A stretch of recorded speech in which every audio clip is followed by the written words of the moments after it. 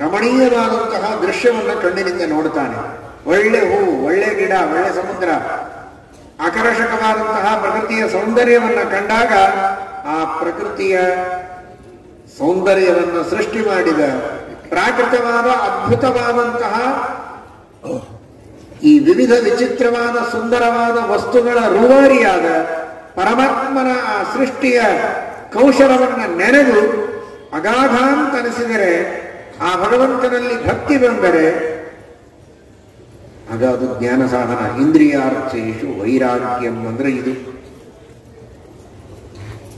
ಇದೇ ಕೊನೆಯದು ಅಂತ ಅದರಲ್ಲಿ ಮುಳುಗದಂತೆ ಪರಮಾತ್ಮನಲ್ಲಿ ನಮ್ಮ ಮನಸ್ಸು ಹೋಗಬೇಕು.